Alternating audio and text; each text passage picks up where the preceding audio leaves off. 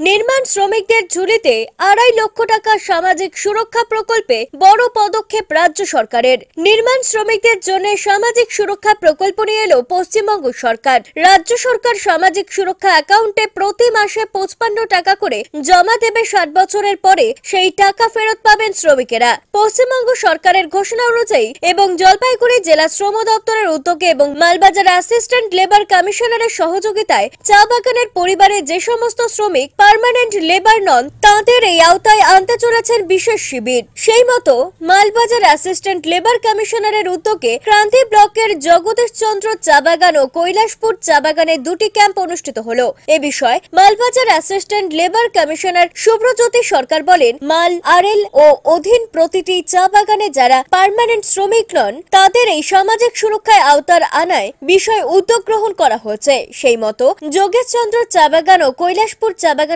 আজকে বিশেষ শিবির অনুষ্ঠিত হলো। এই প্রকল্প অনুযায়ী 18 বছরে কেউ যদি এই প্রকল্পের অধীনে নিজের নাম নথিভুক্ত করেন তাহলে তিনি 60 বছরে 2.5 লক্ষ টাকা ওপরে পাবেন। এই প্রকল্পের অধীনে যারা রয়েছেন তাদের অবসরের আগে যদি মৃত্যু হয় তাহলে সংশ্লিষ্ট পরিবার এককালীন 50,000 টাকা, দুর্ঘটনা জড়িত মৃত্যুতে 2 লক্ষ টাকা পর্যন্ত সহায়তা পাবেন। এছাড়া 60 বছর হয়ে গেলে কমপক্ষে 5 বছর বইটি চালাতে পারলে পেনশনের আওতায় ওই শ্রমিক আসবেন বলে অ্যাসিস্ট্যান্ট লেবার কমিশনার জানালেন। আজকের যোগেশ চন্দ্র চা বাগানে 255 জন এবং কৈলাসপুর চা বাগানে 175টি আবেদন পত্রের জন্য আধার কার্ড জেরক্স জমা নেওয়া হয়েছে এবং ফর্ম দেওয়া হয়েছে বলে তিনি জানালেন। এদিনের এই কর্মসূচিতে যোগেশ চন্দ্র চা বাগানের অ্যাসিস্ট্যান্ট লেবার কমিশন শুভ্রজ্যোতি সরকার ছাড়া উপস্থিত ছিলেন মাল ও ক্রান্তি মিনিমাম ওয়েজেস ইন্সপেক্টর বিদ্যুৎ কর্মকার সিকেসি ও নীলাদ্রি ঘোষ, পঞ্চায়েত সদস্য মুক্তি সরেন, সতীশ মিঞ্জ, সমাজসেবী সজল ঘোষ। কৈলাসপুর চা বাগানে উপস্থিত ছিলেন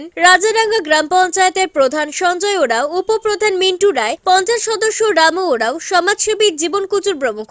শ্রমিকদের মধ্যে নাম নথিভুক্ত করতে উৎসাহ ছিল চোখে পড়ার মতো এবং মালবাজার শ্রম দপ্তরের উদ্যোগকে সাধুবাদ জানিয়েছেন।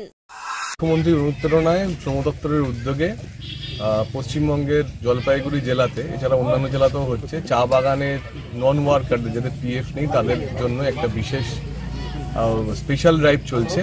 এই স্পেশাল ড্রাইভের মাধ্যমে নির্মাণ কর্মীদের রেজিস্ট্রেশন হচ্ছে। সেই রেজিস্ট্রেশন করার জন্যই আজকে আমাদের কৈলাসপুর বাগান, যেটা ক্রান্তি ব্লকের অন্তর্গত, সেখানে আসা। এখানে স্বতঃস্ফূর্তভাবে মানুষজন এগিয়ে এসছেন। এই ক্যাম্পে আমরা আজকে অ্যাওয়ারনেস করলাম, কিছু ফর্মও ডিস্ট্রিবিউট করলাম। পরবর্তীকালে আবার 50 ক্যাম্প হবে, সেই ক্যাম্পে আমরা ফর্মগুলো কালেক্ট করব। কি কি পরিষেবা পাবে স্যার এগুলো থেকে?